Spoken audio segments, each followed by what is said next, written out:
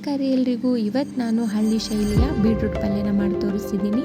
ಅದಕ್ಕೆ ನಾನು 2 ಕೆಂಪುಗಡ್ಡೆನ ಸಣ್ಣದಾಗಿ ತುರಿದ್ಬಿಟ್ಟು ಇಟ್ಕೊಂಡಿದ್ದೀನಿ. 1 ಈರುಳ್ಳಿ, ಅರ್ಧ ಕೊತ್ತಂಬರಿ ಸೊಪ್ಪು, 1 ಮೆಣಸಿನ್ಕಾಯಿನ ಸಣ್ಣದಾಗಿ ಕಟ್ ಮಾಡಿ ಇಟ್ಕೊಂಡಿದ್ದೀನಿ.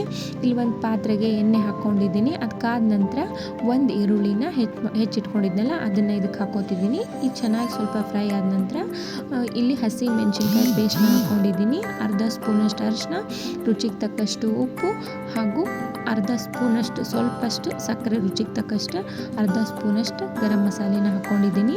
ಇದನ್ನು ಚೆನ್ನಾಗಿ ಫ್ರೈ ಮಾಡ್ಕೊಳ್ಳೋಣಂತ. ಈ ಚೆನ್ನಾಗಿ ಫ್ರೈ ಆದಮೇಲೆ ನಾನು ತುರಿದಿಟ್ಕೊಂಡಿದ್ನಲ್ಲ ಆ ಗಡ್ಡೆನ ಅದನ್ನು ಇದಕ್ಕೆ ಹಾಕ್ಕೊಳ್ಳೋಣಂತ. ಇದು ರೊಟ್ಟಿ ಜೊತೆಗೆ, ಚಪಾತಿ ಜೊತೆಗೆ ತುಂಬ ರುಚಿಯಾಗಿರುತ್ತೆ. ಈಸಿಯಾಗಿ ಕ್ವಿಕ್ಕಾಗೂ ಮಾಡ್ಕೋಬೋದು. ಇವಾಗ ಇದನ್ನು ಚೆನ್ನಾಗಿ ಮಿಕ್ಸ್ ಮಾಡಿಕೊಂಡು ಇದಕ್ಕೆ ಸ್ವಲ್ಪ ನೀರು ಹಾಕಿಬಿಟ್ಟು ಬೇಯಿಸೋಕ್ಕಿಡೋ ನಂತರ ಇವಾಗ ನೋಡಿರಿ ಸ್ವಲ್ಪ ಕೊತ್ತಂಬರಿ ಸೊಪ್ಪನ್ನು ನಾನು ಮೇಲೆ ಉದುರಿಸ್ಕೊತಿದ್ದೀನಿ. ಇದಕ್ಕೆ ಸ್ವಲ್ಪ ನೀರು ಹಾಕೋತೀನಿ ರೀ.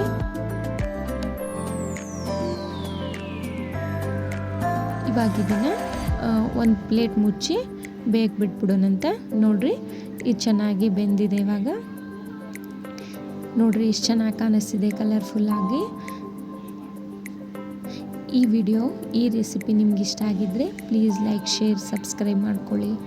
Thank you.